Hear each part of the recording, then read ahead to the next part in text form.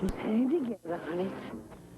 And then when she finishes 7 weeks there, she goes to Columbia. I tell you, I'm mighty glad I'm not that smart. I can't think of anything worse. So, God bless you. Talk to your other half, tell him I send my love. And I think I finally figured out a way to keep Carl's picture from falling down every time we open and shut the door. But anyway, hug everybody for me.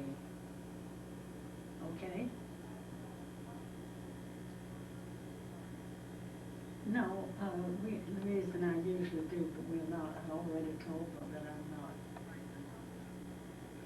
Because I think with Betsy in charge, she has my power of attorney. I'm not handling this thing. She's having to stick with it. Okay, honey, God bless. I love you.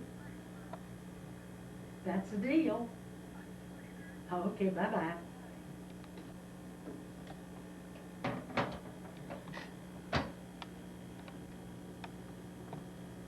I'm just testing it out to see if I can get anything good. It's been a while since I've used this. I could lay down on that bed and go back to sleep again without any trouble at all. And I'd like to know why I'm sleeping so much.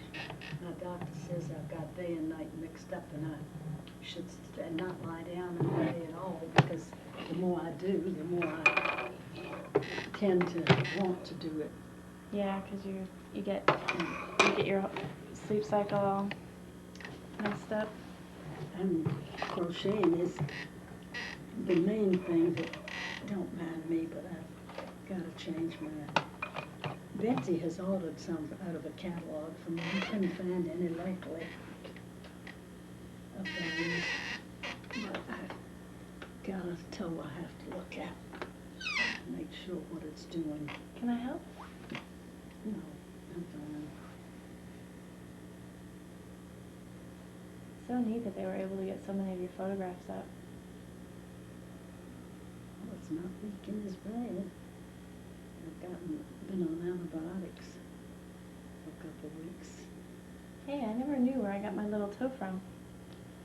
Yeah, I need surgery on both feet. Oh. Everything I have is worn out. But that is so much better. That is healed. Hallelujah. I think I have your feet. I wash those, but that's the only way to wash them is to drop them in the sink. I never knew where I got my feet from, but look. I think that I have your feet. Well, the same shapes? No, I've got what they call hammer toes. Huh. The toes all jammed together. And then I had a podiatrist that did something very wrong with my big toe. And that I've got, it killed the nail, but it's got a second nail coming on it now. Can I help? Oh, I'm sorry, I just, No. now normally I would screech. Oh, am I hurting? So it is so much better when I can stand to have that put on. You don't have to do that for me, sweetie. I don't mind at all. But see this peculiar thing? Now I'm getting a second nail coming on. Do you need this? Oh, did that come out of that? Yeah, then this is a clean one. Because that's the only way I know to wash them. Because they get lost so easy. Yeah. Would you like to put that on? No, I've got one on. But I just washed. But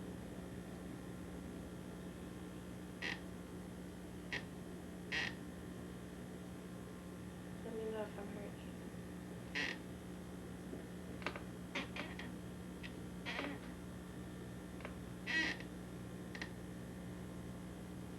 yes, I wear because I got rescued them from the hospital the last time.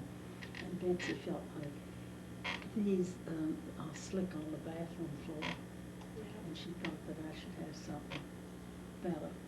Yeah. So that is what I wear those for. Do you need to switch your lens?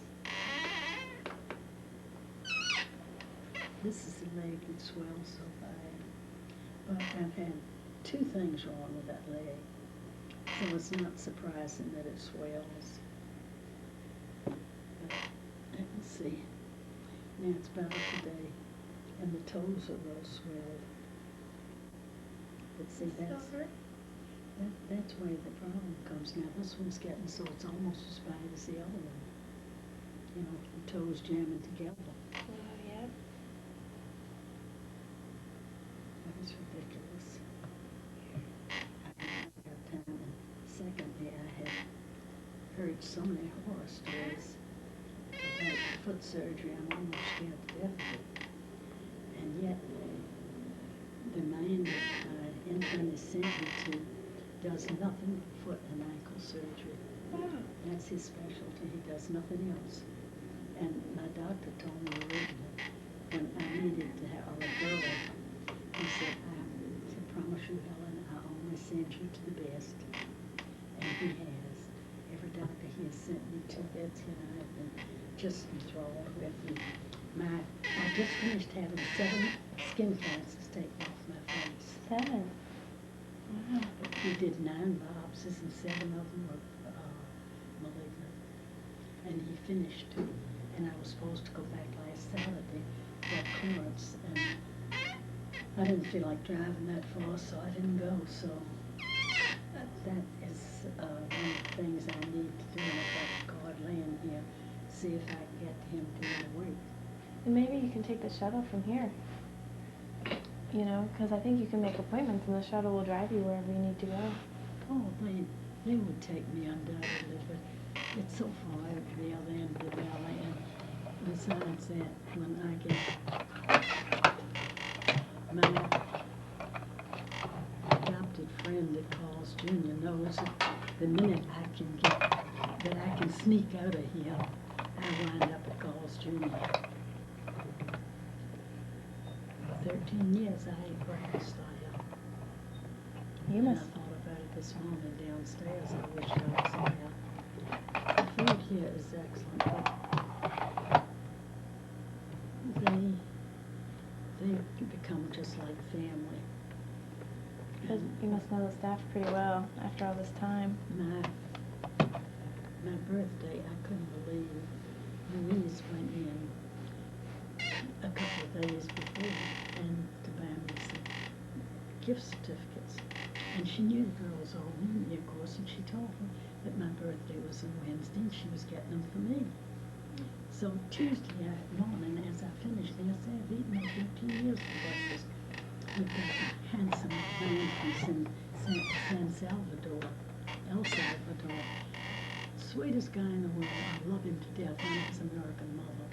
I keep trying to adopt him, and the district manager says I can't have him. But anyway, the day before, when I was finishing my breakfast, he came over and hugged me like he often does, and he said, I won't be here tomorrow because I have a 6 o'clock meeting, but there'll be something for you. And I had no idea what he was talking about. You know, I mean, it didn't make any sense. And I never thought at all. Well, the next morning I go in and I eat my breakfast. And as I finish, here comes little Lena. I don't think she's several inches under 5 feet, I think. Cutest little thing, has a little girl 3 years old.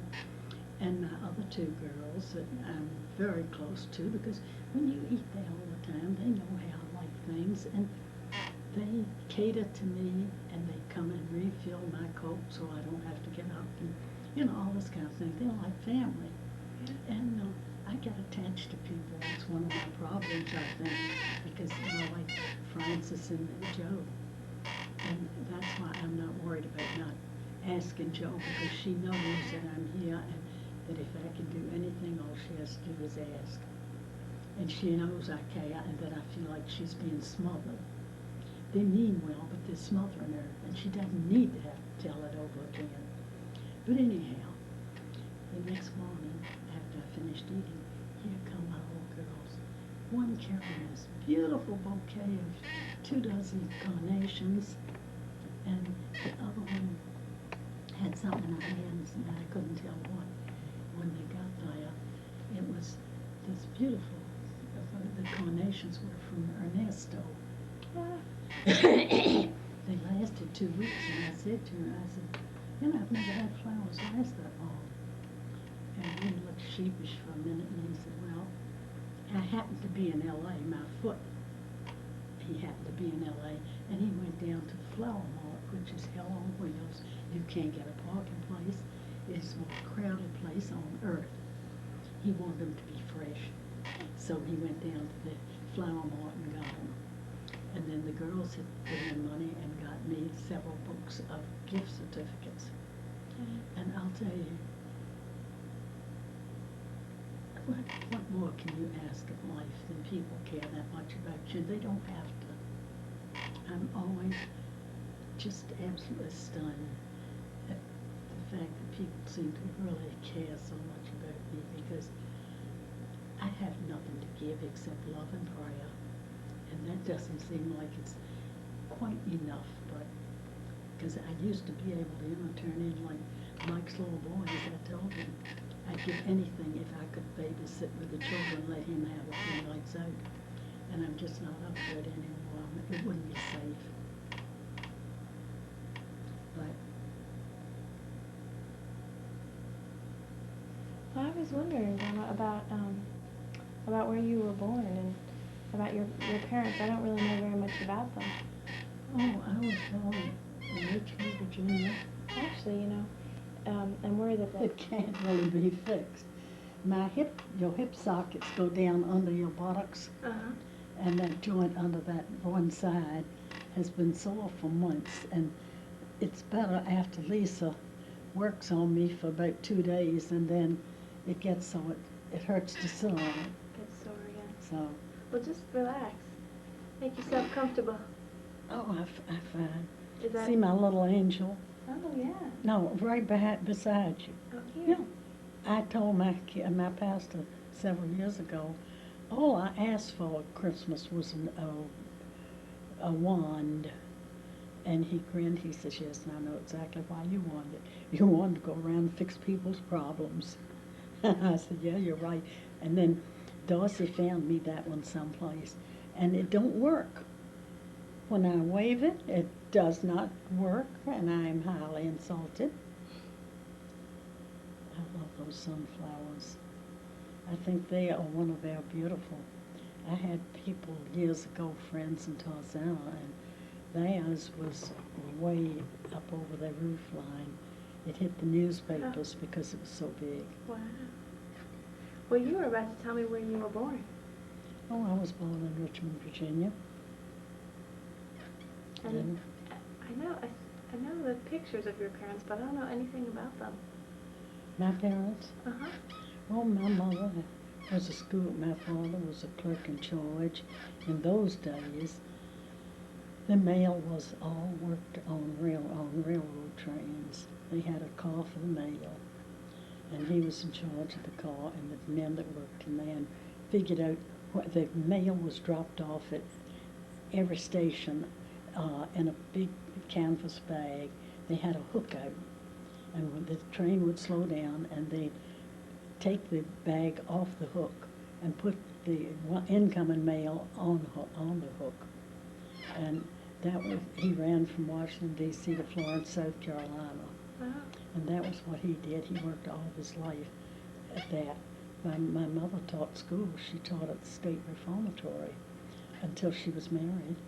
And I always was kind of amused because she had one little boy, and she said it was something over the years that we always laughed about. He came to school, and he said, Miss Fayol, my mommy is going to have a baby. And she said, what?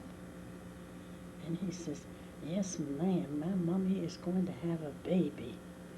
And she said, well, isn't your daddy still in jail? And he said, yes, ma'am, he couldn't come, but he writ. And that was always just a standing joke in our family, that he couldn't come, but he writ. What was your mom's last name? Conley, Conley, and my grandfather was a railroad engineer. Hello? Yes, sir. Now what have you got on your mind?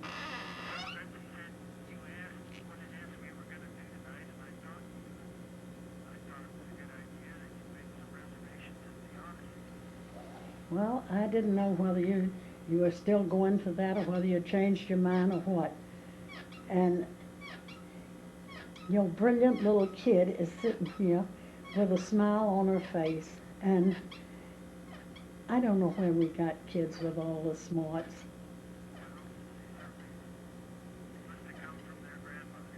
No.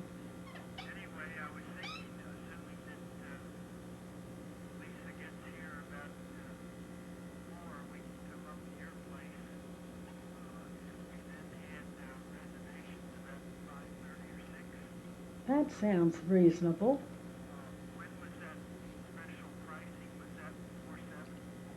I don't know. It used to be before 6, but I don't know what it is now. See, I haven't been there. The last time I was there was the last time I was there with you, and you know how many years ago that's been. I haven't got a phone book, and I couldn't see the numbers in it if I had. I'm sorry, I would if I could, but I can't.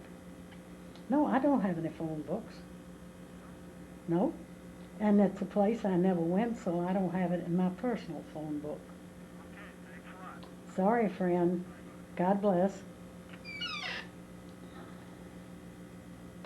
I've got something loose up here that I couldn't fix. Maybe you're smart enough to do that. Sure. So where did I'm sorry. Where did your mom's people come from? My mother's people? Uh-huh. Oh, English with my grandfather's some Irish. English and Irish on my mother's side. And of course my dad's side was pure German. Oh, yeah? My mother's people came in 1600s. My dad's people came in 1720. Oh. And my mother's background, Robert Morris was the pocketbook of the Revolution. And so we were going way back, and Robert E. Lee, we are descended from him, Thomas Jefferson. And I can't remember, there were 5 of them that signed the Declaration of Independence, and I can't remember who the others were, but it was Robert Morris, Thomas Jefferson, and I just can't remember. It's all written down somewhere, but in fact I thought we had it in a booklet, but Betsy didn't say anything about finding it, so I don't know where it is. But my sister's has done the genealogy all the way back, and she has had copies of the pictures and things like that. But they emigrated to Virginia in the 1600s, so we've been there a while. And as I said, my dad's 2 brothers came in 1720. So anybody named Hottenstein has got to be a relative of some sort. Whether you like it or you don't, that has to be. But then on mother's side, the Morrises and the Gibsons were very well known in Virginia. And my middle name, as a matter of fact, is Gibson. But of course I don't use it as an adult, but that was my middle name. And then with Betsy, said something about naming her Betsy Bird, B-Y-R-D, because of the family connection. And Glenn said, you're not naming my child something that the kids will tease about. And so we settled on Lee, which is also in our family name. My grandmother was Cora Lee, and I thought it was... Geez, make up our minds for us, will you? Hello? 344-0376. No, 343-0376.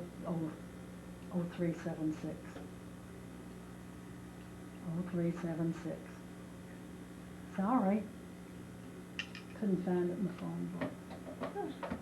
Who knows, we have a friend that would know it. No, I don't think I fixed this all the way. Let me try that again.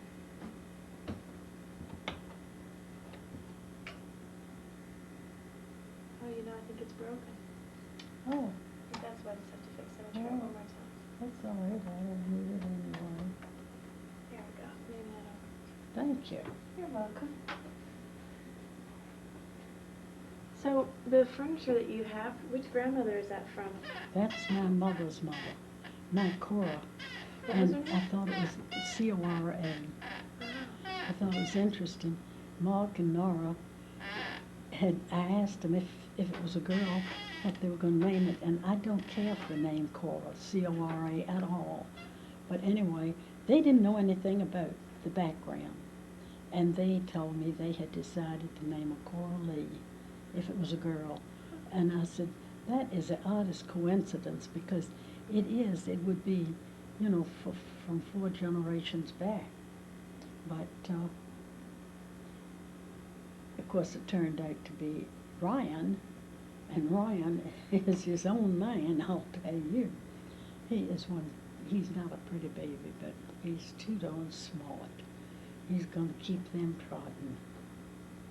He's just, from day one, and can let you know he doesn't talk yet, but boy, can he let you know how he feels about things.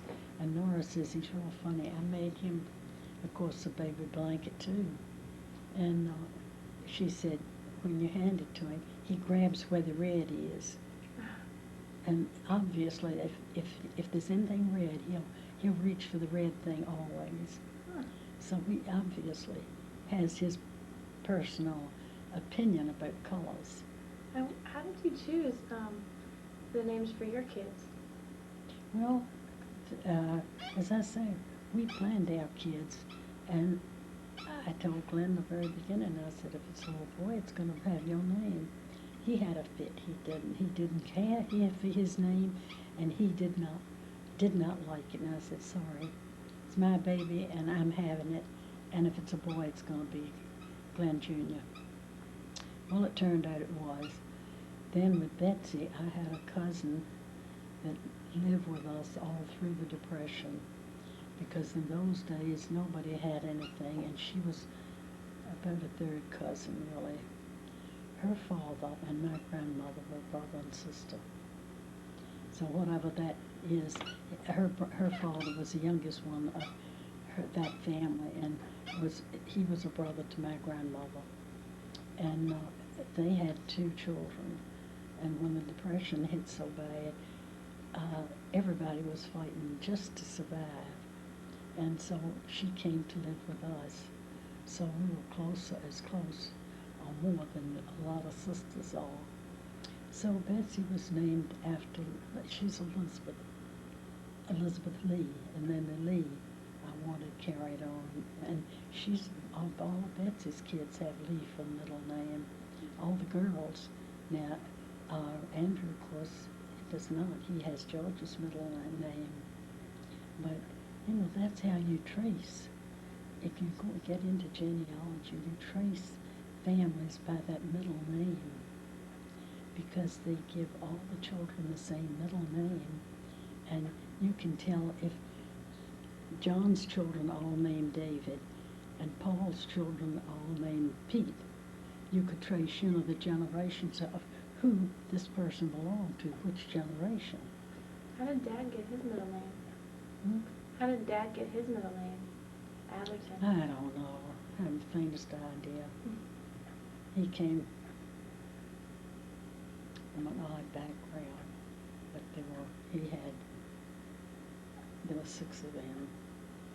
There was Noella and Joyce and Carol. Then they had Ken and Glenn and David. So they had 3 girls and then 3 boys.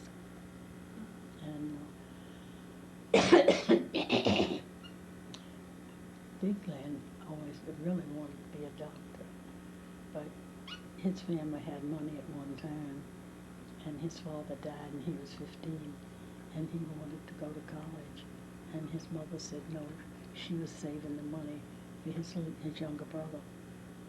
So he went out and joined the Air Force, and was in that until he left when we were getting married. So What was his family? What did they do? And what were they like? his father was a postmaster for Luzerne, Pennsylvania, which in those days it was a political plum. Now a postmaster's not, they're just another employee really.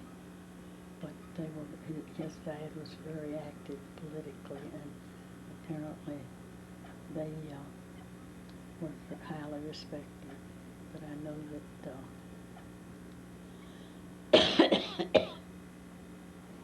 Glenn, in my opinion, had a very peculiar background, because they had too many kids, and in those days nobody really knew how to stop having kids. There were no contraceptives, at least none that most people knew about, and they just kept having them. And that created its own problems. But his one sister taught all her life, and he had a brother that taught all of his life.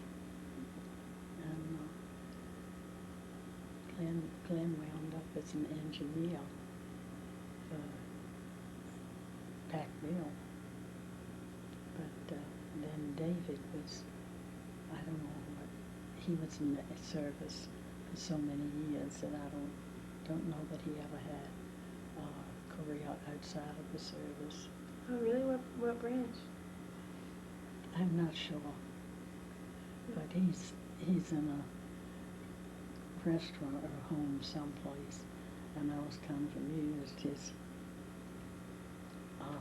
nephew came by to see me last year one day, and something was said, and I said something about David, because we were the last ones we saw him off before he went into the battle area.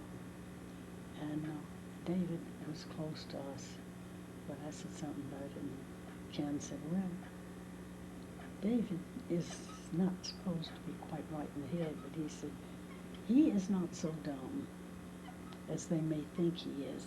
He's thinking a lot better than they think he is, because his daughter wanted his checkbook to take care of his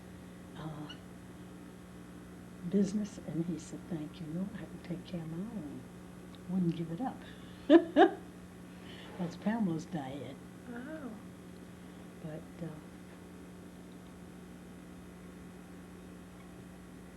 I don't know, we've had, on my one side, my mother's side, we always had a very close-knit family. Now, Glenn's family didn't keep up with us as well as on the other side did, but the thing hanging up there, that big one, that's his family tree from way back. And Betsy family, there's a family Bible that goes back to 1780 something, I think it is, that we have, and I don't know where she put it. But that's the trouble. What do you do with all these things? You can't throw something like that away. What in the world do you do with it? So anyway, that is really Glenn's family tree right there. But he had his grandfather, I think it was, got the Congressional Medal of Honor. And Glenn tried to get a copy of it, and he couldn't. It went to the oldest son of the recipient, and you couldn't even get a copy of the thing. Oh. So anyway, that was on his side. But go away. I'm not sleeping. Glenn said he's expecting Aaron. See what I mean? No brands. Lisa, around 4 o'clock or thereabouts, and then they'll come on over, and then we'll go to dinner around 5:30 or 6. Oh, cool. But he was trying to find the number, and like I told him, I don't have a phone book. If I did, I couldn't see it. And I don't go there. It's not a place that I have in my own book. Yeah. Because it's a place that I just don't go once in a blue moon, but it is a blue moon. So, Well, what was your childhood like, Grandma? if you really are interested, Yeah. I'll ask Jean to send you a copy of what she's got, Oh, yeah. because she's really, my mother spent years going around to cemeteries and, things like that, getting their genealogy together. And Jean has kept up with it. And on my dad's side, his father had the genealogy done, and there's a copy of that somewhere around. I don't even know where. But on their background, but I know when I was in Germany, there was a Hottenstein castle. You went to Germany? When did you go? 19, must have been 68. Somewhere in there. After Glenn died, I had a friend that was going, and they were leading a tour, and they could take somebody for, almost a minimum price. Oh, yeah. And I got to go, and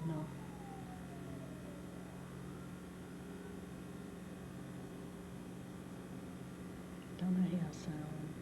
Yep, there's one out the window. Well, I'm never really certain. Yeah. And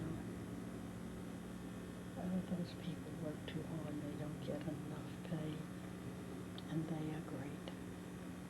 It got so bad, I was in emergency so many times, and I was real pleased to see that my little hospital, and it is little in comparison with some of the big ones, they got recognized as as I would put it, the best in the valley. They don't exactly put it that way. They skirt around it. But it was highly rated for everything. Mm-hmm. And I was real pleased because it's a fine unit. There's no getting around it. But I'm never sure if I really hear something or I don't. And it got so bad. Ken came with me so many times when I called 911. I'll call the last couple of times I used my medical alert thing, but I usually call 911, then I'd call him and tell him I'd called when I was on my way. And he'd say, I'll meet you there. Well, he always came and stayed with me, as I say, one day 9 hours until Betsy could get there. And when I had my surgery, they told him that he could go. I was fine. He said, I'm not leaving until I talk to the surgeon, and I know that she's really all right. This is your minister? Uh-huh. And he was with me so many times. We have laughed about it so much. It's a standing joke. He walked in the door of the emergency room. The paramedics were doing their paperwork. They looked up and saw him and said, oh, hi, Pastor, are you here for the lady? They knew exactly who he was there for. And when he gets to the point, the paramedics recognize your preacher. That's a pretty sorry state of affairs. But he is special. I don't always agree with him, and he knows it. We laugh about it because we don't always agree, but that's all right too. That has nothing to do with the price of eggs. Did he know Grandpa Glenn? Hmm? Did this pastor know Grandpa Glenn? No, nobody knew Glenn. And people are kind of surprised every now and then. I'll say, I try to live in such a way that people that didn't know Glenn will know the kind of man he had to be to want me. Because Glenn's been gone so many years, both the kids were married when he died, so he lived to see them grown. But he died so young that it's been a lifetime of I've been a loner all the way around. And I can't complain. I'm very grateful. I think I had more than 28 years than most people ever have. So I feel that I really have nothing, no right to complain. And it's like he struggled all of his life to take care of me. And he did, because if he hadn't taken such good care of me and the house hadn't been paid off, I wouldn't ever be able to go to a place like this. I could never afford, to be in here if we didn't sell the house. I had hoped to be able to leave the house for the kids to split, but it didn't work that way. So, such is life. That angel is the oddest thing I've ever seen. Lisa got me that. Oh. And I know Lisa, she doesn't get anything that isn't expensive. But it took Francis and Joe and I an hour to figure out whether it was a Santa Claus or what it was, really. We finally got the net, because of course by the time they put it in a box, everything was squeezed up. And we finally figured out that it really was an angel. And those legs. So did you have brothers and sisters when you were growing up? I had one brother and one sister. My brother was very popular man. He was one that could walk in a room, and I can't. I'm very inadequate with big groups. I'm not comfortable with big groups. But by the time he'd leave, 5 minutes after he walked in, he had talked to practically everybody there and knew half of them.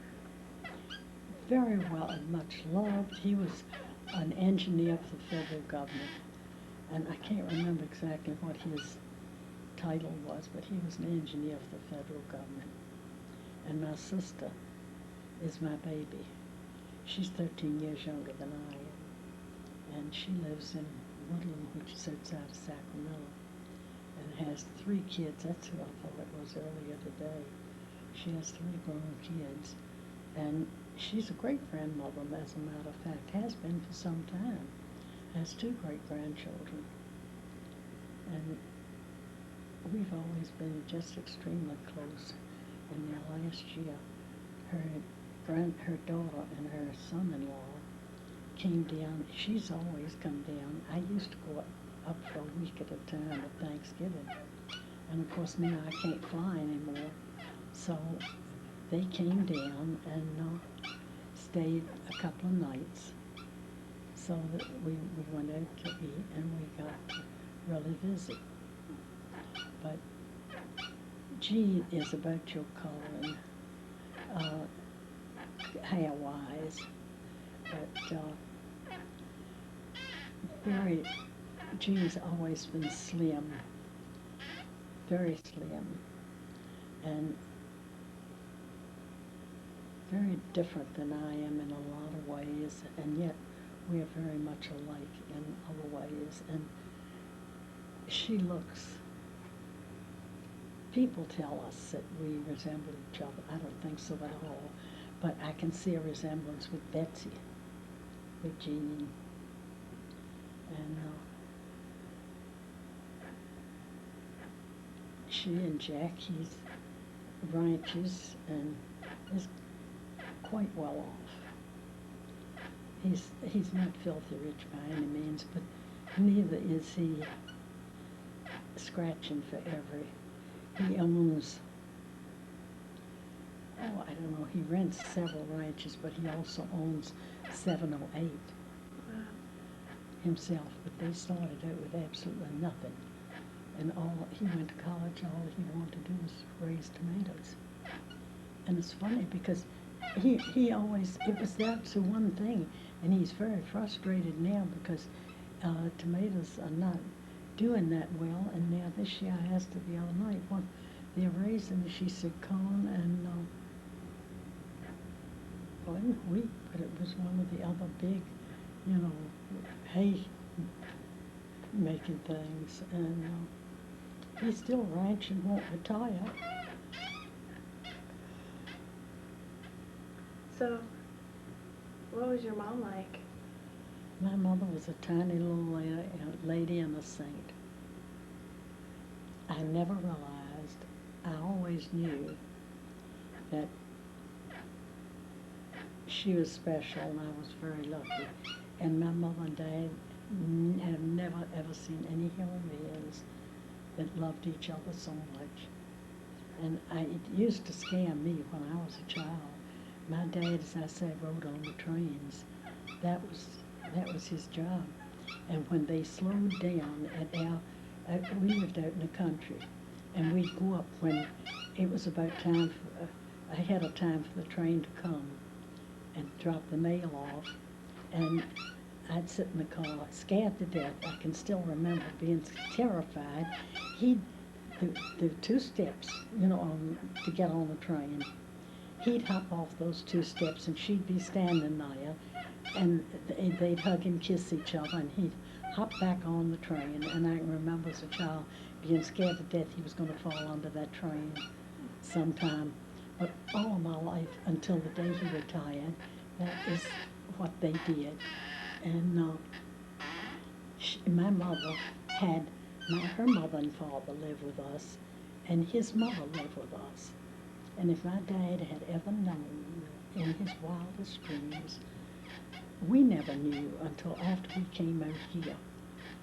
We knew his mother was a nasty, unpleasant woman.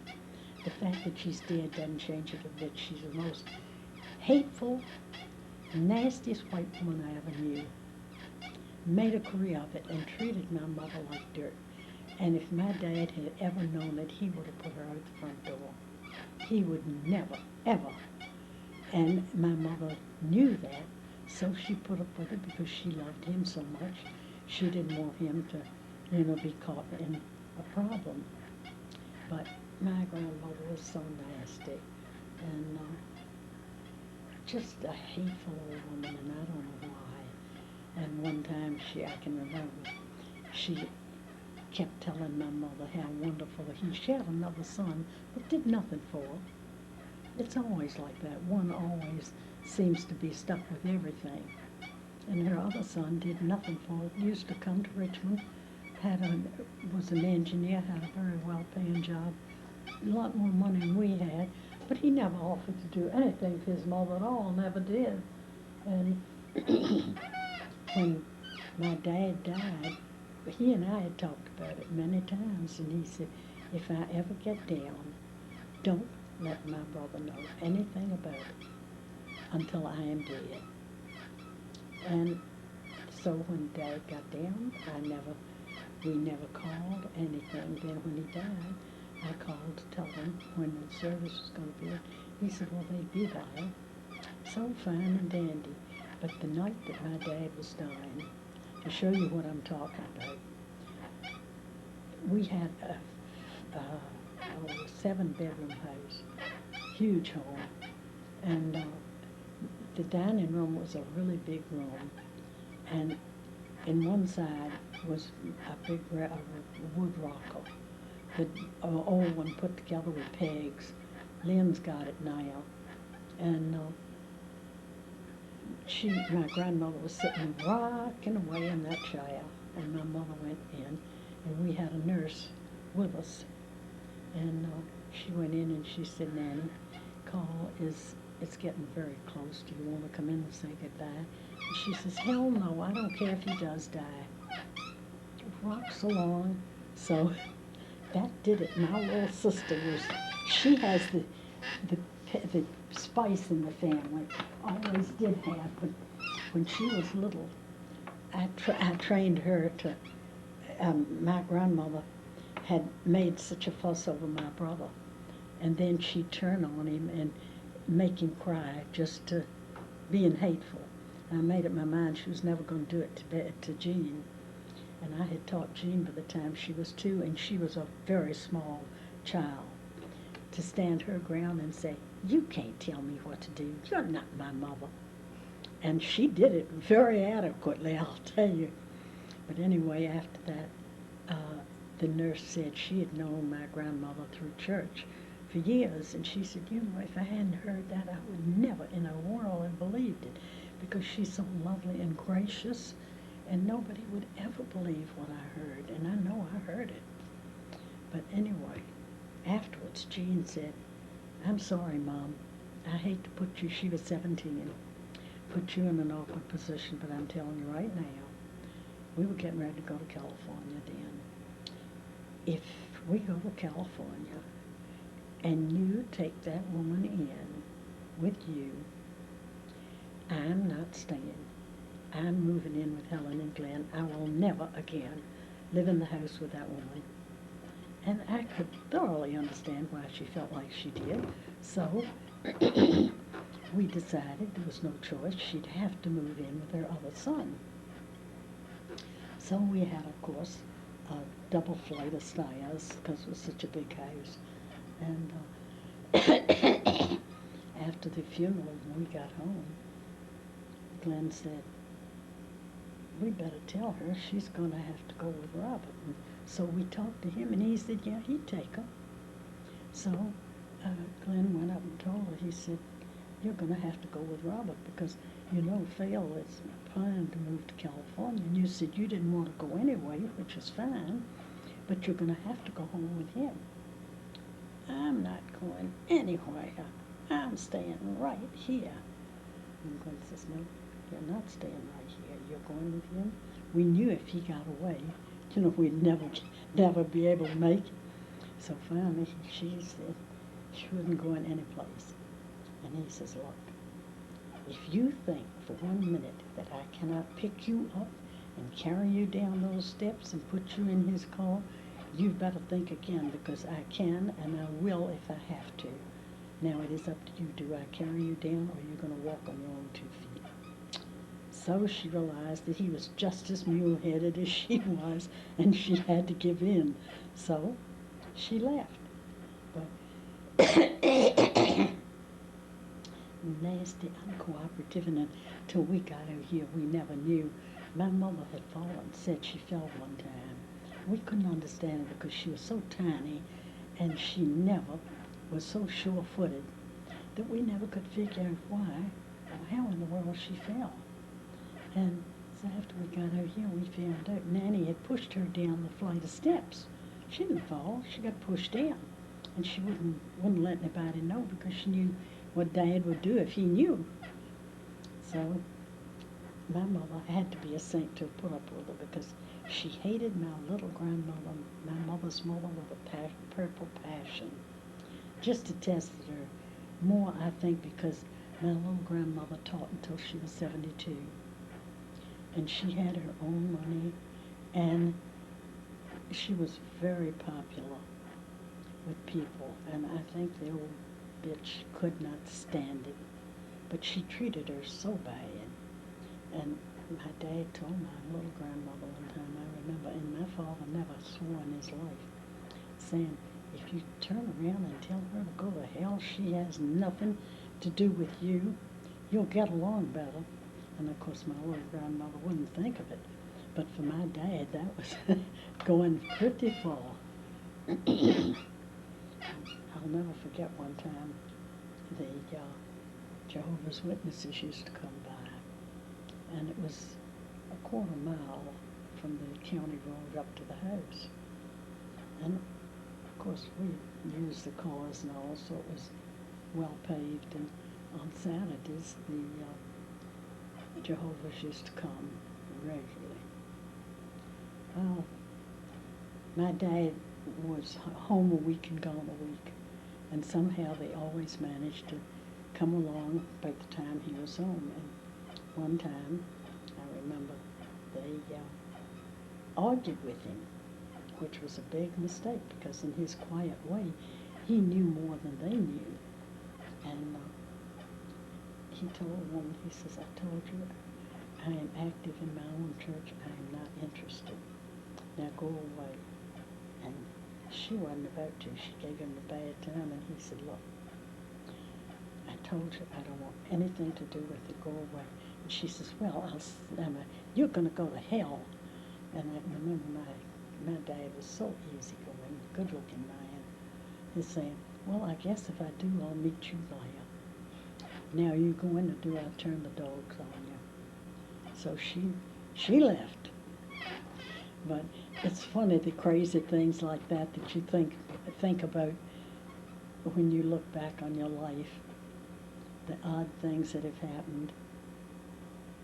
And my mother would have died if she had known. Jean used to stay with us a lot in the summer. And we had a family next door that left a lot to be desired. And I think that's one thing, I always think that's one of the things that hastened Glenn's death, was the fact that he gave, I forgot how many gallons of blood during the war, when they were given. But he had type O, which is, mixes with anything. At least that's what they used to call it, knowing what it is now. But he had just given blood a week before, and the baby, toddler, next door, was real bad off. They couldn't get a blood match, and he gave a pint of blood to that baby. And the next day, he didn't even remember getting home, didn't know where he was, and had pneumonia. And I've always thought that definitely from then on out, his lungs just got worse. I've always thought that hastened it. But anyway, they were strange people, and the woman had a gentleman friend, and their house was lower, and in those days, all those houses had septic tanks. You didn't have, things like we do now, and their backyard was the lowest one of the lane, and it was always damp. And she and her boyfriend used to go out and have their little parties out in the backyard there, and Jean and I would run from one window to the other, watching, and Jean, of course, she is 13 years younger than I am, and I'm not too old because I was just barely 20. And my mother would have died if she had known the things Jean saw, but I tell you, it was interesting. And one night, it was too funny for anything, one of them rolled, I guess, too far over and hit some of that damp ground, and you never heard such swear words in your entire life. And they got up and ran. So Jean had an interest in education. But we have always been so close. She's more like a daughter than she is like a sister in a lot of ways, because my mother was in the hospital for months when she was a toddler, and everywhere I went, she went. And she was she'd walk as long as she could, and then I'd carry a piggyback. But anywhere I went, she went. And so we've always been very close. And Glenn gave her away when she got married, of course. And her husband is such a deal. Jack is somebody special. I really love him. I could never ask for a brother. There could be more. One time when Mother wasn't feeling good and something was said, and he said, I want you to know something. If Grandma ever needs anything, you don't have to worry about it, and don't say anything from Ned. That was my brother. You give me a call, and there will be a check in the mail in the morning. I think that's a pretty darn nice brother-in-law. I love Jack to death. He's very, very quiet, never has much to say, and nuts over children. Absolutely always was. And Ariana was such a pitiful little thing. They had so much trouble, Betsy did, with her, because I said from the beginning, I said, I bet she's allergic to milk, because Betsy was. And pediatrician said, no, she's gaining weight. So finally Betsy gave up and went to another pediatrician. The first words he said were, I bet she's allergic to milk. Sure enough, she was. But she would cry and cry and cry, and you knew she was crying tears. Was something really wrong. And they walked her and walked her. In fact, George's parents would come at night and walk her to give Betsy a break. And she'd still just cry so pitifully, and you felt so sorry for her because you knew something was hurting. We didn't know what in the world to do about it. And she wouldn't have a thing to do with anybody, that was strange at all. And when Jack walked in, she took one look at him and held all hands out. And kids are like that with him, crazy about him. And he about children. I told him one time, I said, you're darn lucky you married Jean instead of me. I'd murder you. Because you let the kids have and do anything in the world they want. And you're not very helpful. And he just grinned at me. But we have been an extremely close family, I think. And it's just like Ned's wife one time said, and Ned married a cousin. See, we're all terribly mixed up because Glenn and I were, I think they called it second cousins once removed. And my mother and dad were concerned when we decided to get married about children having problems. And our internist said, the only problem they'll have if there's a predominant trait in the family, they will have more of it than average.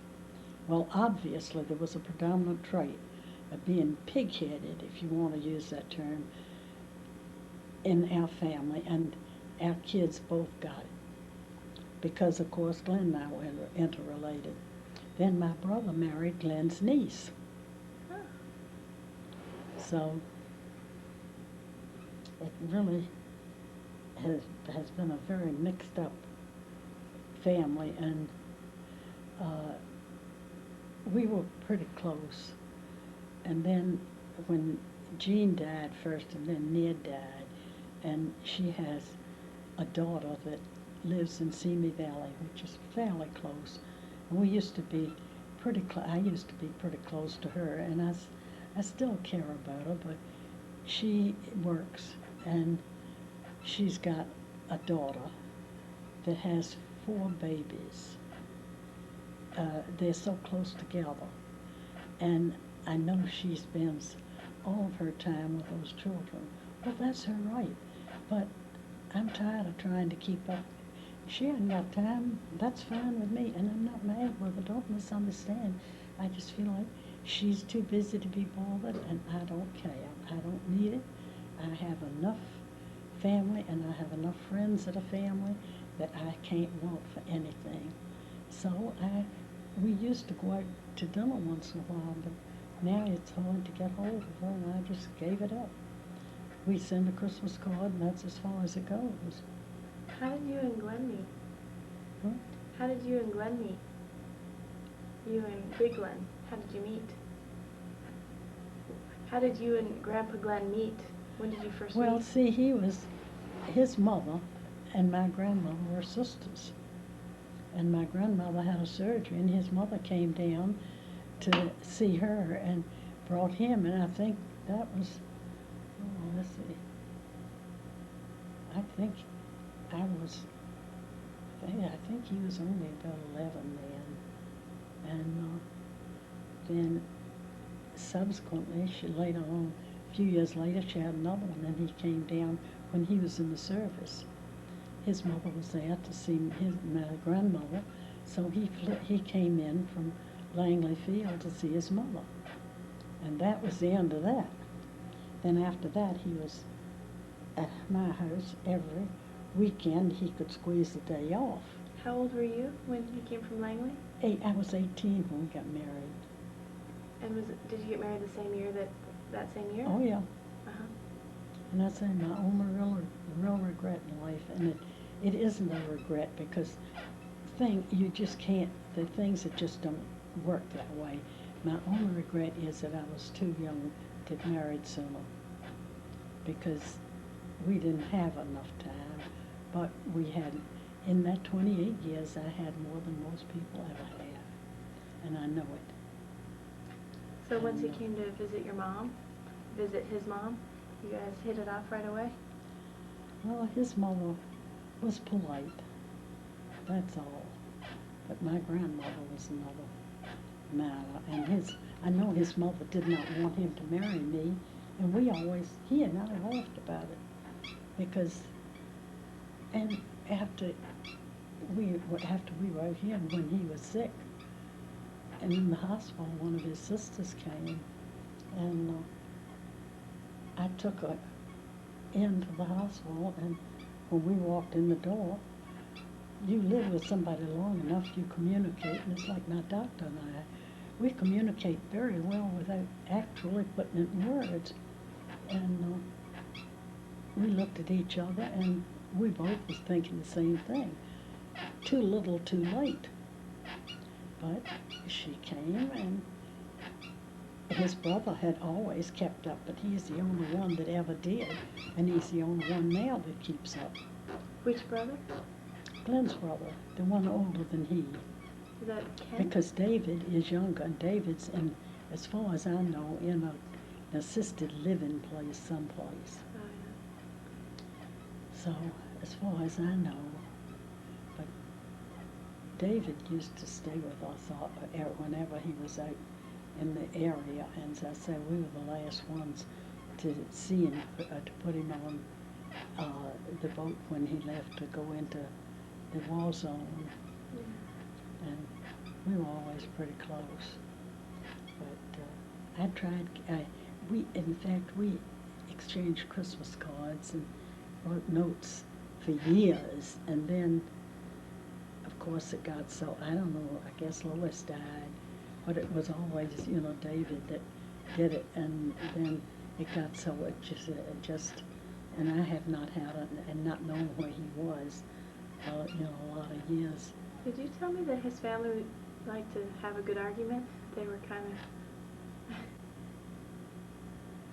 They were the most stubborn, mule-headed human beings, and it was always a standing joke with all of them that they were, the Hottensteins, the rest of the world thought they were right. The Hottensteins knew they were. That was just a standing phrase in there. But I'll never forget the one time when we were there, and David and his mother got into an argument about a bill, a gas bill of some sort, and it got hot and heavy. And of course, now I come from not a fighting family, so I was sitting there with my eyes like saucers, I'm sure, because Glenn just sort of went cutting his eye at me, and it's okay, don't worry about it. I knew that's what he was telling me, but it got so hot and heavy that his mother jumped up and ran out, and I thought, now what? Because I said, I'd never get into this. We'd get into an argument at the table maybe, but like this? Never, it just was totally foreign to me. So anyway, she was gone a good half hour. When she came back, she had a piece of paper in her hand. She says, I guess this will prove my point. She had gone up to the attic and gone through a huge box of receipts to find the receipt to be right, to prove that she was right.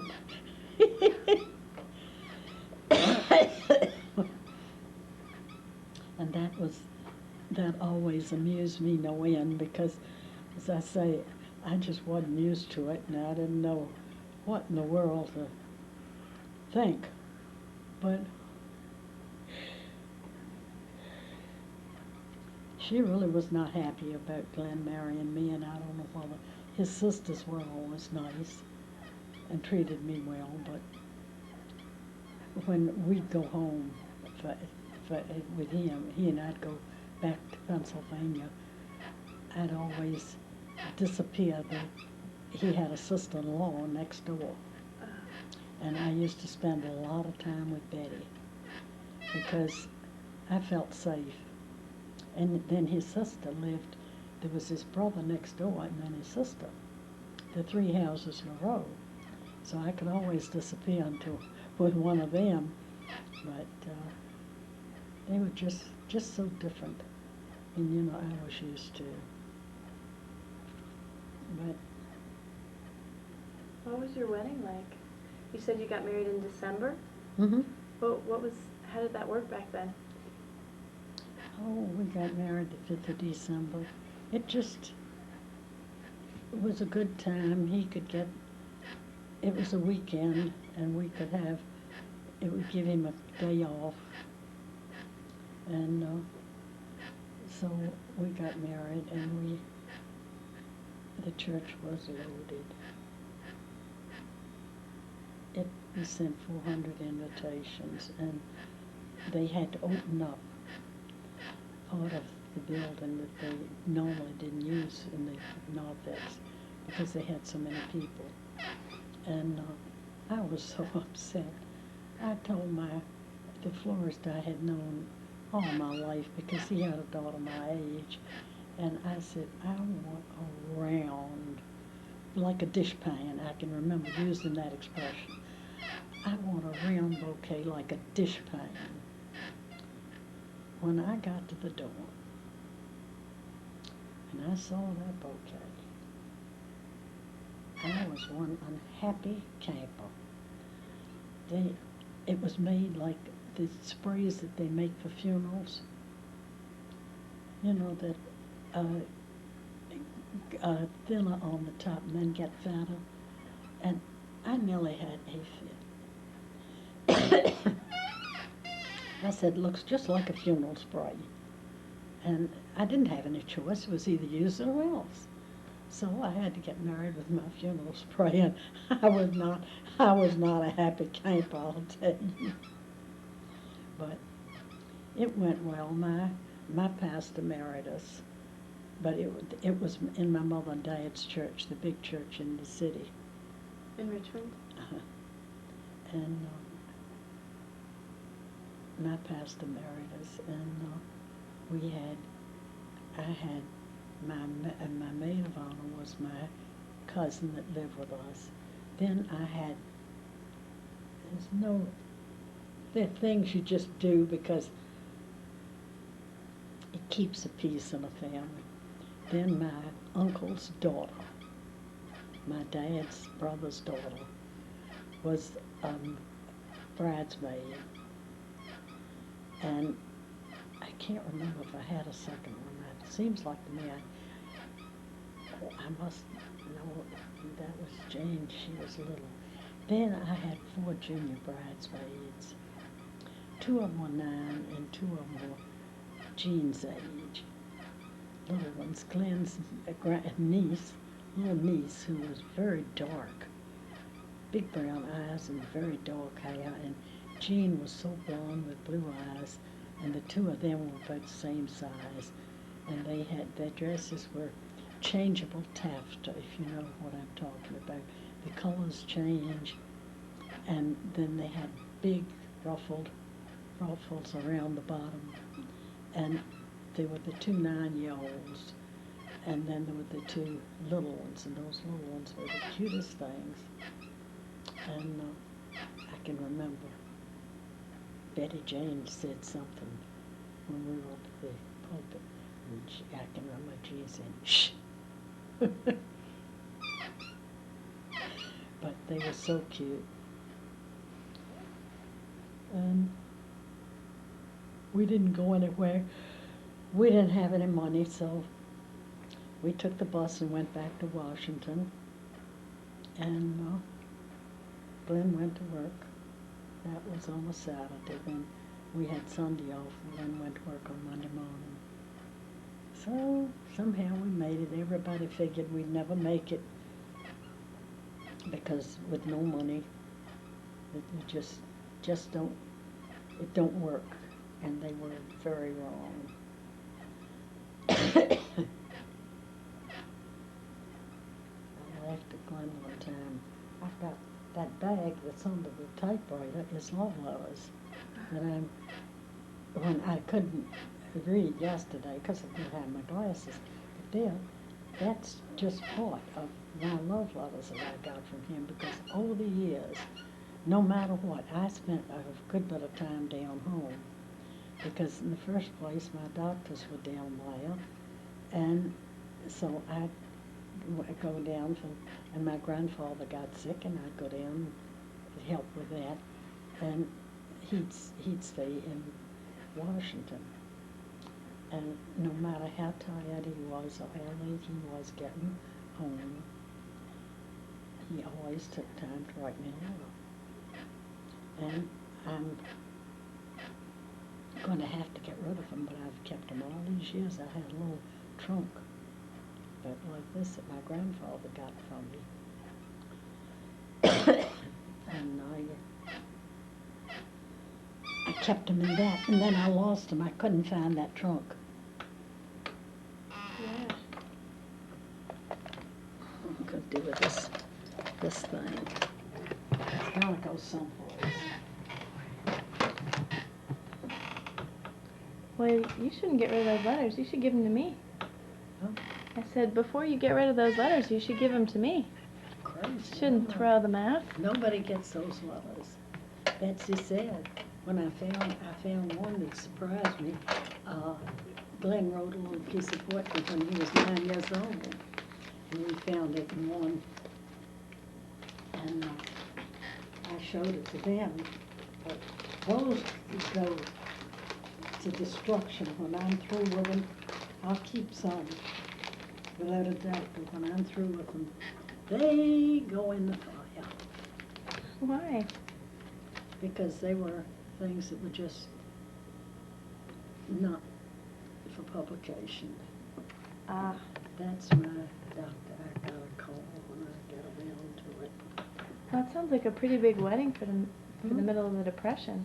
400 people and fancy dresses, taffeta dresses. Well, that was, let's see, 1936. Yeah, it was height of the Depression. But I had a hat that matched. There's an album here somewhere, picture album. Betsy brought it, and it's here someplace that has the pictures with. Up there somewhere is my dress. I have a hat that went with it. And Yeah. see if I can stop coughing. I'm Talk tough. too much. I've been asking you too many questions, probably. So did you go back and live in your folks' house for a while after you were married? Mm-mm. We lived with an old man that was blind as a bat and was a painter, house painter. And when he painted, his nose was right up against the wall. He had a good-sized house, and we had the run of the house and a bedroom upstairs. And then we finally got enough money to buy our first little house. And we lived there. That was in Alexandria. We lived there. And then we moved after Betsy was born a couple of times. We upgraded our houses, and the last one we lived in was in McLean, Virginia, which is where Jackie Kennedy's family lived. I think about it now. Then she was just a very obnoxious. She and her sister would ride up. It was in the country. It was country then, and they'd ride their horses up to the post office, and stop down on the ground outside the post office and call up to the post mistress. We'd like our mail. And she'd get up and go out and take it down to them. Why? Because they were just so wealthy? Well, they were wealthy. Man, they owned half the area. Her mother had remarried and married money. Jackie Kennedy, of course, in subsequent years as they grew up, they weren't quite so obnoxious, but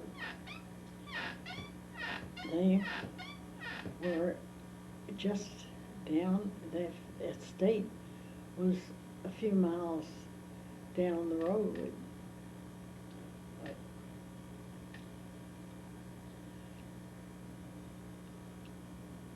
we didn't live a very exciting life, but I think we had a good time. I don't think that there was ever a time the kids didn't feel loved. I hope there wasn't, because we certainly made every effort, and we tried to make them as independent as we could, because I was sick a lot when we were young. And Glenn told me one time, he said, honey, you teach those kids to be as independent as you can, because if anything ever happens to you, nobody is ever going to take my kids away from me. I don't know how I'll manage, but I'll manage somehow. Nobody's ever going to take them, your family or mine or anybody else. So do the best you can to teach them to be as independent as you can. So we did. And they did pretty darn well. As I say, Glenn got out when we came here, and he could sell you anything in our tract. He was definitely a salesman. Betsy used to babysit. And it's funny, really, Betsy's Nora is good with children too. And she babysat for a couple of kids down the street, and they moved out of state. And they still call to talk to to Nora. And of course her baby he isn't pretty, but he sure is cute. And he is too smart for his own good. He is going to keep them hopping. He knows exactly how to tell them what he wants, even if he can't talk. I think you told me that story once about when Skip was about 4 years old, maybe a little bit younger. A neighbor came over, and Skip was sitting at the table counting his pennies very carefully. Do you remember that? Oh, that was when he was down at my mother's. He was counting his pennies. He was saving them to buy his dad work shoes, because he had heard us say that Glenn had to have work shoes. And of course, Skip had flat feet when he was born, and his shoes had to be changed every 3 months. And his shoes cost more than Glenn's did. Oh. So it kept us hopping. But somehow we always made it. Glenn came home one time, and he used to put the little free pamphlets in a stand at the office, and he had a thing, 1,000, something on hamburgers. And I said, honey, if I don't know 1,000 ways to cook hamburger now, I'm going to hang up my apron. Because in those days, round was a quarter a pound. Hamburger was 2 pounds for a quarter. And who could afford ground round? We couldn't. But there were a million ways you could fix hamburger. And I figured I knew every one of them. During the war, of course, everything was rationed, and it was much worse there than it was out here, apparently, because even if you had the coupons, you couldn't get most of the things you wanted. And to get gas, the man at the station would tell us the night before he was going to get gas, and I'd go and sit in line for a couple of hours to get a tank of gas. And it was was really funny when the food came down to it. People figured that I was a kid with a little brother or sister, that the baby, and it never occurred to them that I was a full-grown adult as far as I was concerned. But they were always so nice about take care of the little girl. So I got moved ahead like here the other night. I was so touched. I went to the 99-cent store when I got ready to leave. There were a couple of people. She was just finishing with somebody. There were two people ahead of me. An Eastern woman of some denomination, an Oriental lady. And the Oriental lady immediately said, "Oh, take my place." I said, "Well, that's all right, I can wait." And she said, "No, please, take my place," and insisted. Then the other lady, for Eastern, which is very out of the ordinary, usually they're very pushy. And she insisted that I take her place. So I was stunned when she, wanted to let me have her place, because I told them I was fine. But every now and then, and what surprises me is it calls June, the number, they talk about the Mexicans so bad, and the number of Mexican or Latino men, I use the word wisely because they're not all Mexicans, but the number of Latino men that will be sitting there eating, and they'll see me come up to the door, and they'll get up, leave whatever they're eating, and come to hold the door open for me. You never hear anybody say anything like that. And they are usually, so many of them are so good about that, and I'm always so touched at the fact that they bother. Because nobody ever says. All they have is, some nasty comment to make about them. Yeah. Well, you have any other stories about Glenn Jr. when he was little? What he was like? Well, I don't really know. Was he excited when he found out he was going to have a sister? We didn't know it was going to be a sister. We didn't know what it was going to be. In those days, you didn't. And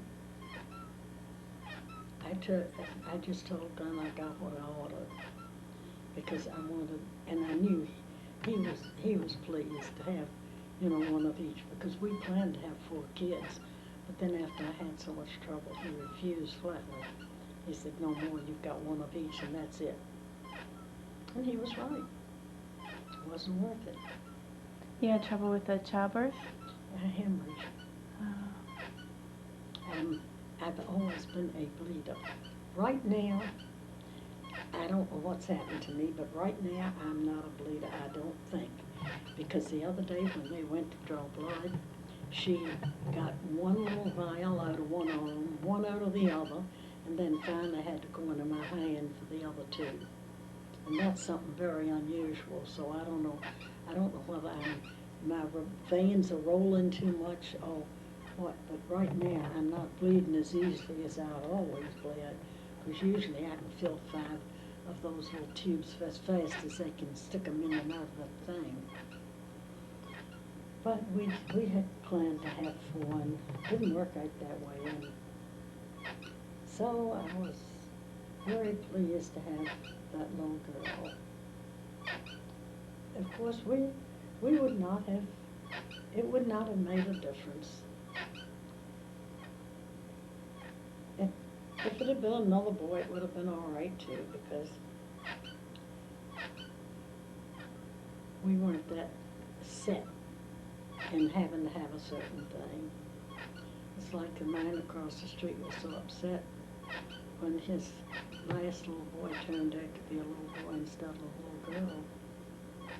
Wouldn't look at him, have anything to do with him. I think that's awful. Yeah. Sorry. That thing is so heavy for you to be lugging, my Lord. It's not actually. It's not too bad. But what did Glenn Jr. say when you told him that he was going to have a sibling? Oh, what could you say? I don't know, sometimes kids say funny things, No, he was very pleased with her when she was born, but there was never, we never ever made a difference in the baby getting all the attention he got left out ever. That was one thing I did not do, I know.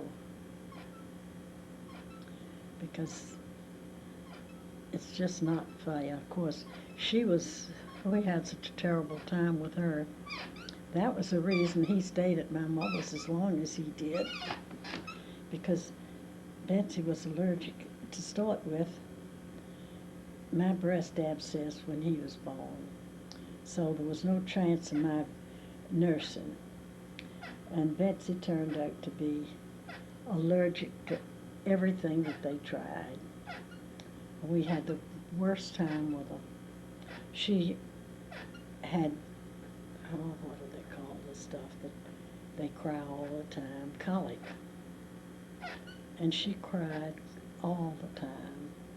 No matter what you did or didn't do, she cried.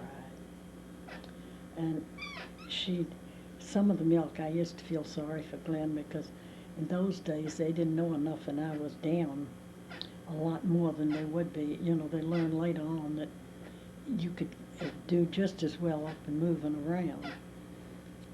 But part of her milk had to be done with ice water and part of her milk had to be done with hot water. And I used to feel sorry for him trying to mix the damn stuff up. And even then she had trouble with that. So up until she was 9 months old, she was on phenobarbital, which now would be considered a big drug for a, baby. Yeah. But they had to do something, and so she was on phenobarb until she was 9 months old. Mm. So. What was that supposed to help with? What? How was that supposed to help? Well, she was just, I said she cried so much. She cried all the time. And she had been what I would call a blue baby. When she was born, she was just as black, very, very dark. She had not gotten enough oxygen. And what they now I think would call a blue baby. So we had nothing in the world but trouble. And of course she was way ahead anyway. Oh, she was premature? She was about 6 weeks ahead Oh, wow. of what she was due. But Monroe said that was because she weighed 8 pounds and I just couldn't carry any longer. That was any more weight. I wasn't built to carry it. You want something to drink? I can get you a... Oh, I want my can to drink. I'm sorry. No. When I sit and yap all the time, I dry out. Oh, no, anybody would. Have one. I will. Thank you.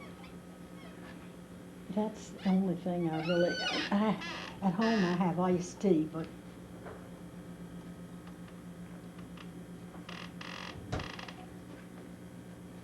here I don't have room for fixing it or what have you.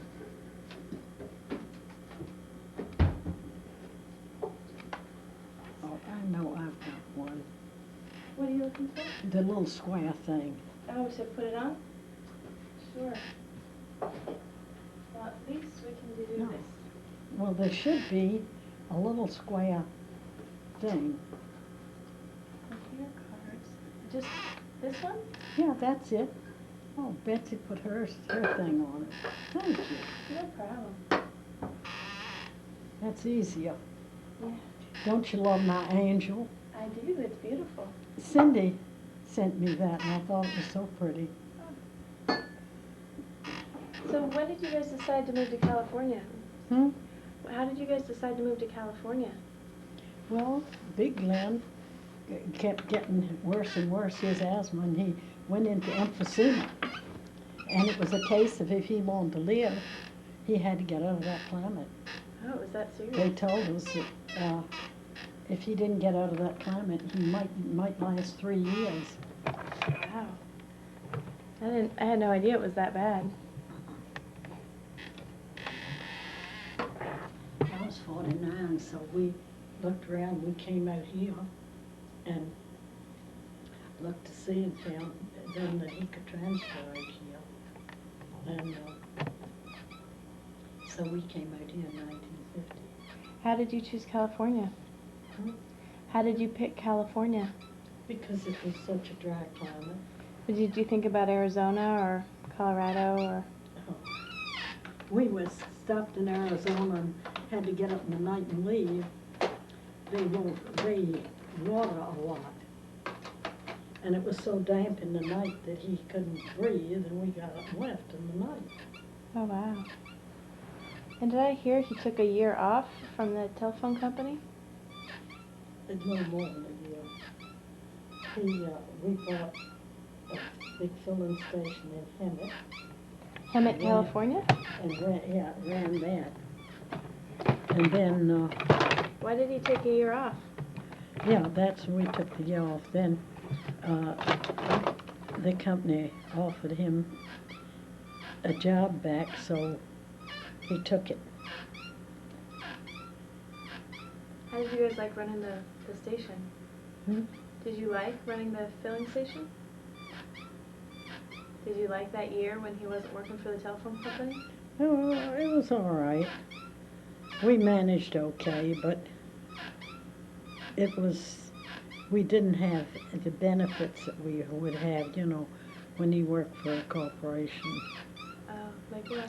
And besides, he had so many years service with the company, he'd have been crazy not to go back, because he had 20-odd years of service then.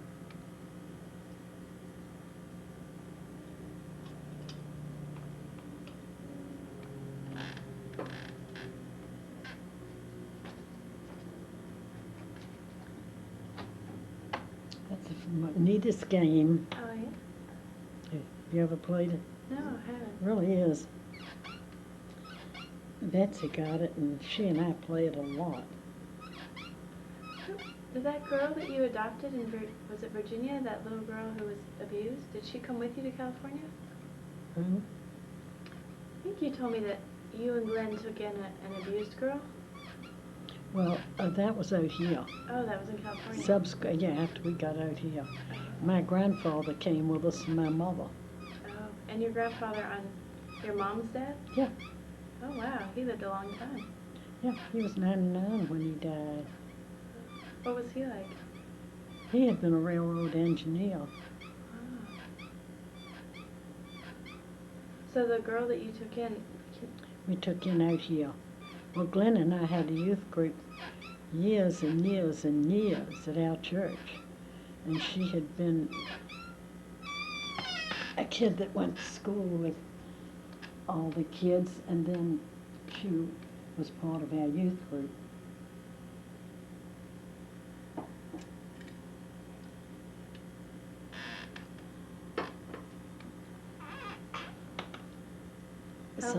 how long did you guys have her? 3 years Oh, wow. till she got married. Wow. And I'm real proud of her. She's done so well. And like the way it goes, always the child that a parent neglects is the child that winds up having to take care of them. It always, I don't know, in every family I know of, that's the way it's been. And her sister, Sally's sister, died with cancer. And her brother was killed in an automobile accident. So Sally's all that's left. And of course she has to look out for her mother. Fortunately, her mother has money enough. Her father apparently made pretty big money and apparently hung on to it, because her mother has money enough to take care of herself, but wanted to move in with them, and Sally said absolutely not. I will do the best I can to help you, but you cannot move into my house. And I'm so pleased with her because that's the only way in the world to go, because she gets along with her mother. She takes her where she needs to go and, looks out for her. But to have to live with her, that's just too much. And because no matter how much, and I know she covers it up real well, but like David told me, he never realized how deep Sally's hurt was until something was said at the table, and her mother was there, and something was said, and Sally said, well, it took me 13 years before with David before I finally realized that I could disagree with him and he wasn't going to hit me. And her mother had a fit and said, well, your father never hit me. She said, well, maybe he didn't hit you, but he sure beat the hell out of Edie and me. And so I'm so pleased that Sally is able to cope with doing what she feels she has to do, which is take care of her mother as best she can and still stand her ground of not letting her into her life so that it interferes with her life with David. Not easy. You know, I never got to meet Grandpa Glenn, so I don't really know what he's like, or what he was like. Quiet, big man. Very, very quiet. Get him talking on something he really was interested in. He could be very vocal, but generally speaking, he was pretty quiet.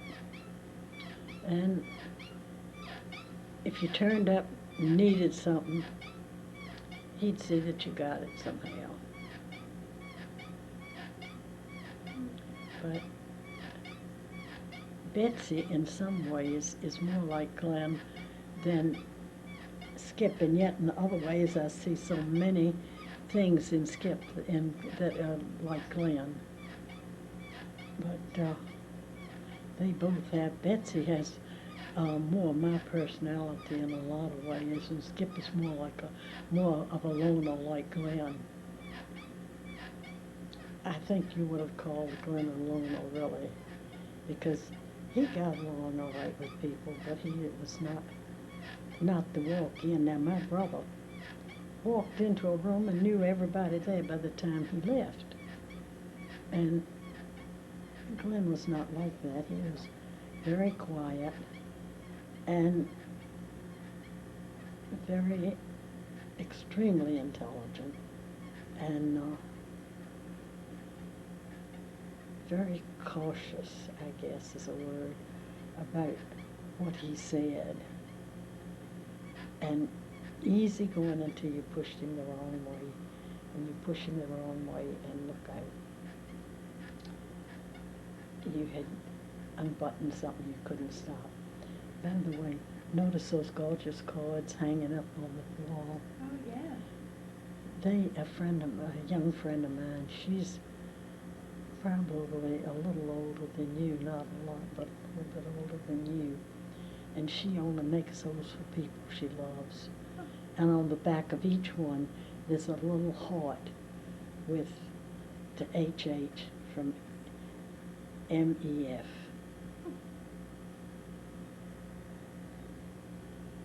You told that great story at lunch about Glenn Jr.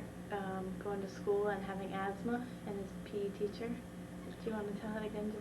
Oh, that was when we were living in Hammett, and we had a paper into the office, and they knew that he was an asthmatic, and he was not to be pushed to overexert, that he knew how far he could exert, and he was to be allowed to gauge his own capacity. And he came home one day with red marks on his neck, and I asked him what they were, and he said, oh, the PE teacher shook him because he said he couldn't run anymore. And so Big Glenn, when he got home, I knew a fur would fly. He asked Skip if he knew where that teacher lived, and he said, oh yeah. And so we went. I sat in the car because I didn't know what Glenn might do. I was very concerned about it. So he went. Big Glenn went to the door and rang the bell, and the man came, big red-headed fellow, younger than Glenn by quite a bit. But he asked him if he was who he was, and he said yes. And he asked him if he was a PE teacher, yes. And Glenn said, well, I just have one thing to say to you. If you ever touch my child again, I may go to jail, but I will be out of jail before you ever get out of the hospital. He turned around and walked off. So that was the only time really that we had any real trouble with him at school. That, and of course, when he had his appendix out, the nurse put him out and told him that he was too sick for them to handle. And he kept telling her that he had rode the bus to school, and she said, well, you just have to go home. So he fortunately, our kids always carried their dad's phone number. And he went to the little real estate office in the corner, and he told them that the call wouldn't cost anything. And so they let him call Glenn. And Glenn told him to get a cab and go to, our doctor was a few miles away, and get the nurse to pay the cab people and then have Dr. Foster call him. So that's what he did, and we found out he had an appendix that would have ruptured if he had tried to walk home. So my brother was fit to be tied. He started with the Board of Education and worked his way down. So they wound up getting rid of that nurse, which was a blessing, because if one of those poor little Mexican kids had tried to walk home, he could have, if his burst on the way, he could have died right there. Unfortunately, we had always told the kids, if anything ever happens to you, no matter what it is, give people that phone number and tell them to call your dad, because we knew he was always available, whereas I might not be. So for us, it worked out real well. But the kids always knew when Glenn broke his arm. Big Glenn took him when he went to the doctor. And the kids always knew, no matter what happened, that their dad would be there for them. So far, so good. He's grown up to be somebody we could be very proud of, and I'm very pleased with the fact he's finally found a home in the country. I hope it works out that they like it that well. They seem to love it. And of course he's got the dogs, and the little pond is close by, so. And the girls have all grown up and are doing okay on their own, which matters so much to him, I know, because I know how much he has worried about them over the years, and how many times he has felt like he should have done something differently, or he's shortchanged them in some way. And I know more than anything, he has tried so desperately to give you girls everything in the world that was possible for him to give. And I'm so pleased you're going to be here for Father's Day, because I know it matters so much to him.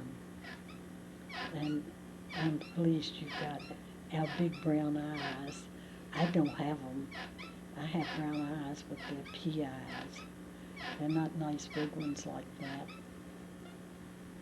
Erin's brown too, or is she different? She's got hazel eyes, yeah. Lisa's got the big brown eyes too. Who? Lisa? Oh, yeah. Yeah. And I guess she's planning on getting married this month. Yeah.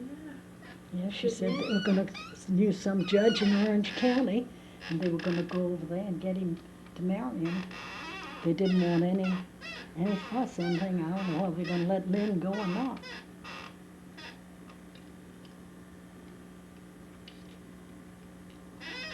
What was Betsy like when she was a kid? She was a different ball game. Neither one of the children were ever a problem. I have to give them credit for that. They had their moments. They got into things, but neither one ever really was a problem. But Betsy was always very interested in everything. She wanted to know how everything worked and why, and still does. And both of them loved to read, for which I was very grateful, because reading, if you don't read, to me, you don't have any life. That's what we just gave away hundreds of books. My friends came in and took what they wanted, and then we brought some of them, but we gave away hundreds of them, boxes and boxes of them. But Betsy was she played more with other children than Glenn did. He was more of a loner. But he got along all right with kids, but he was just as happy by himself, and he'd go out and make himself money cutting grass and things like that, and she played with other kids, but they all managed to get along reasonably well.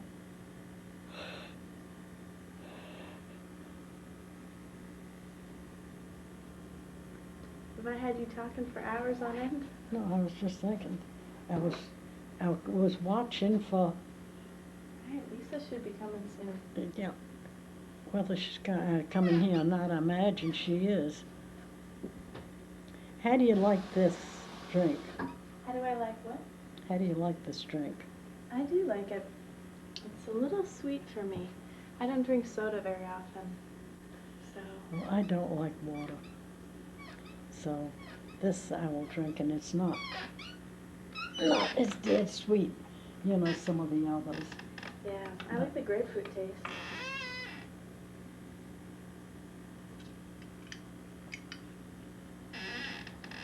I bet you have some good stories of Lisa when she was little. Hmm? I bet you have some good stories of Lisa when she was little.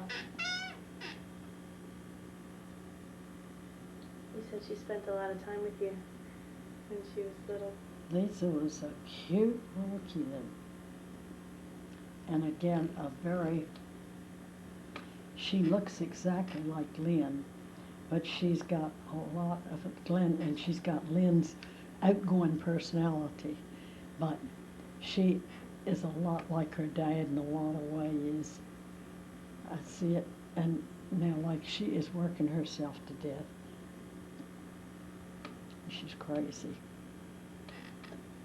At her age, she better stop and smell the roses. There are not going to be any roses there to smell. But Lisa was a very easygoing little kid, and she was with me so much that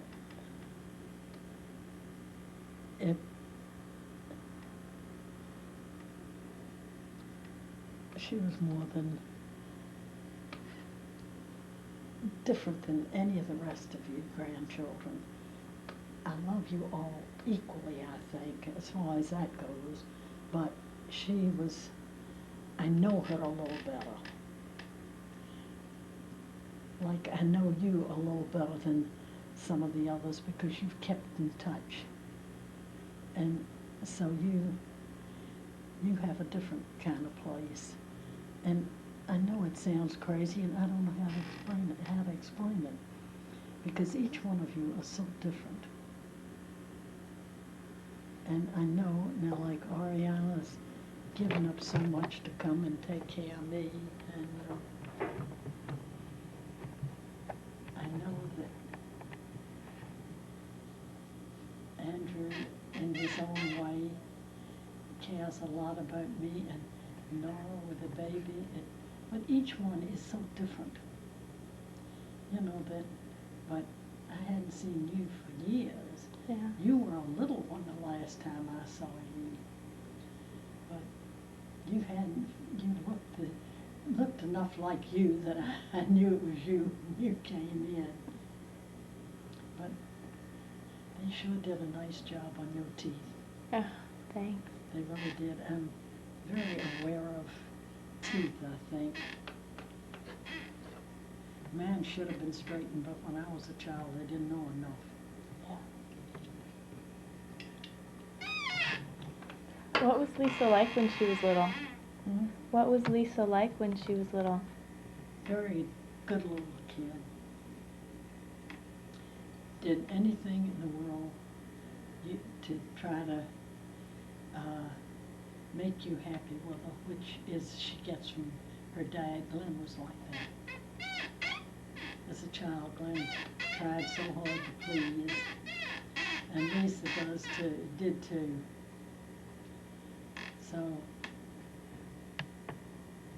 Betsy was more prone to go along, and she hoped it was going to be all right, but you know, she didn't really, it didn't matter an awful lot.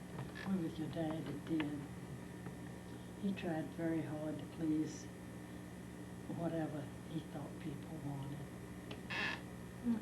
And Lisa had that trait as a toddler. And I think as she got older, that she still, you know, had the same thing of trying to get along with everybody. And of course, I was so near one of Lynn's husbands that didn't treat Lynn very well. And I don't know what he expected from me. He should have known when he did not treat Lynn all right, that he was going to be on the bottom of my list if he'd had any brains. And he called up one time and wanted to know if Lisa happened to be there, and I said, well, she didn't. Well, he thought it would just be nice to see her.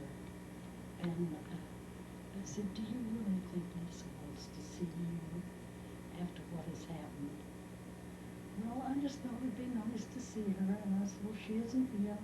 I'll let her know you called, and I hung up. But I thought to myself, how stupid can anybody be? He mistreats her mother, and then he wants to talk to her. Which one was that? Oh, I've gotten lost.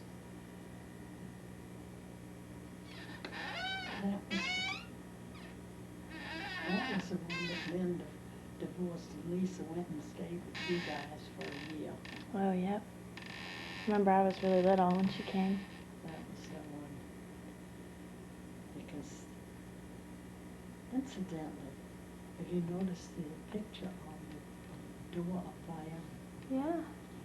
Isn't that remarkable? That's beautiful. A little girl, well, I say a little girl because mentally she is a little girl, but she's early 20s, managed to get through school with a handicap. Did very, very well, but she's very handicapped, and that she sat at my dining room table and painted for me. And I was so surprised that Tammy with her handicap could do something like that. Yeah. I couldn't paint anything. I couldn't draw anything. I have no gift for drawing. I have no gift at all. My brother painted beautiful. Oh, really? I had a beautiful painting of one of our places out here, and Betsy was going to send it, pack it up and send it to his youngest son, who is in Texas. But my brother painted very well, and he had painted San Fernando Mission for me. But You said that Glenn and Betsy had traits of Big Glenn? Very much so. I see often. I think Skip has a loner streak like Glenn did. He gets along with people though, but basically underneath, he can get along just as well by himself if you just don't give him any trouble. He doesn't want any trouble. That he gets from me. But, and also, both the kids, and we couldn't expect anything else. They inherit given to somebody else. They both get that because Glenn and I were both bad about that. We'd give anything to anybody and spend all of our time doing for other people. And they both get that trait from us.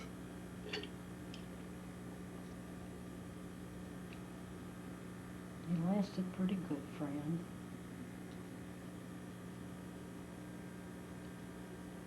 That peach-colored rose, no, the other one, that's Barbara Bush. Oh.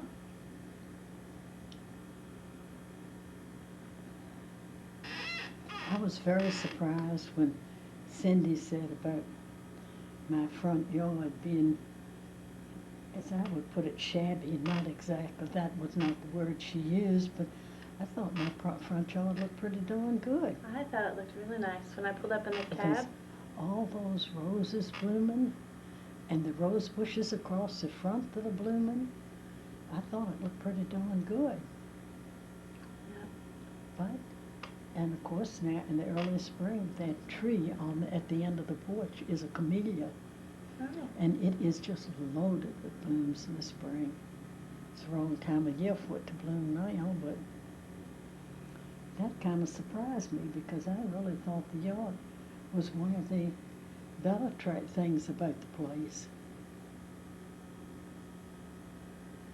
Yeah. But that's all right, and I think she is being totally honest. She called me, and I think she's being absolutely right.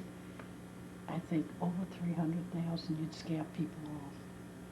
Because I know I've looked around enough and kept up enough with how things were selling around the valley. And I think I'm amazed that she thought she could get 300,000 for it. I had no idea it would go that high.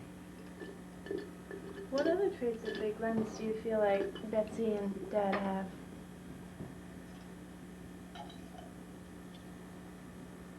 Well, the house is that old to start with.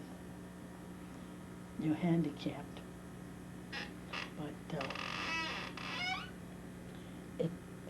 I have one big advantage. It's a nice neighborhood. And there's never been any trouble in that neighborhood. That's why I told her, I hope they're going to be able to sell it to nice people because my neighbors are so good. And of course, my little boy up the street, I've got his birthday and I've got pictures of the family. But I want Stephanie to bring Sean to see me because, and the girls are so cute.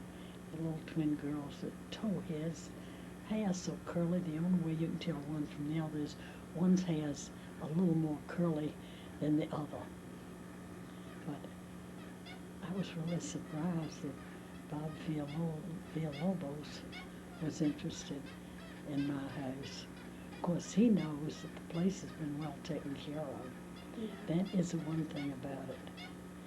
I've never, and the roof, somewhere in the stuff, there's a thing on the roof, but it's old.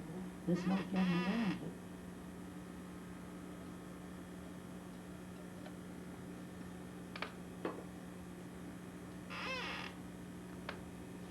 Well, Lisa should be here any time.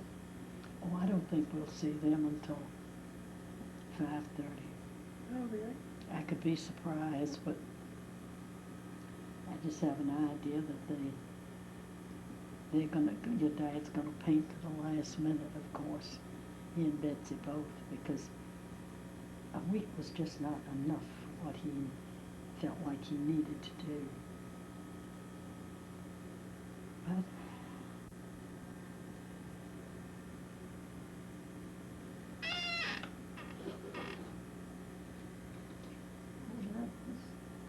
more roses. I didn't remember that she had a rose on the inside. Yeah, that's lovely. Where'd you get that? And that's, I've got one in the other room that says God, Mother of Dear Hearts. That the men in my old church voted me. They had, I think, oh, Yeah, come in. that's Caleb. Hello. Hello. Just one old man. Is Another that old who- man. Is that who I think it is? You've seen them all. I thought I recognized that. I just went, kid, don't you dare, don't. Philip, fly up on the thing. This is my Uncle Chet. This is George's brother that wears a halo. No, he's Love the man to death. Well, we've got a. We have been so lucky to have him in the Can I sit family. on this, Helen? Oh, I've been so lucky to think Yes. he has let me be in his I family. can see. Oh no, please do. I've been so lucky that they've let me be in their family. I tell you, that man This is is a something nice special. place. Isn't it nice? Yes. And did you notice the big dining room downstairs? All I noticed was so many pretty girls. Oh, I thought absolutely. if I were single, I'd be here in a minute. We've got some really cute girls working Yeah, here, and they are sunny and they are giving the best care. I can't believe the caring care that those girls are giving these old people in here. And some of them are typical of human beings. Every bite they grumble. There's something wrong with it. You know, you just can't win. Yeah. But I'm more than pleased. I think they give the best care here of any place I've ever been.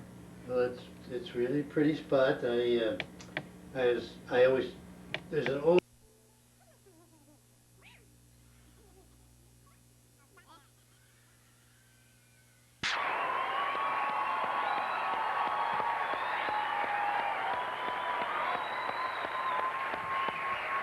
Very nice. Just so we're clear, that was not me in the hat. I was the other one. What a cute little kid. Look at this. Stop it! It is interesting, though, when you realize that's 15 and not 10. Yeah. It's a whole different... That fixes everything just a little bit. What's really interesting is their picture of me at 25. It looked very similar. You have your little round face going there. I had it going until just recently. No. Now, Okay, Dave, do your I'm kids look suitably like humbled. that? No, my kids are very, very attractive. Oh, but that's a cute little kid there. That's that's a couple of cute kids. That's like 2.5, 3 cute kids. You know, whenever we do this to Stop you, this now. I'm reminded of the fact Whenever we do this whenever to you. we humiliate you like this, Yes, I'm I know. reminded What of a the good fact sport I am. that you didn't really finish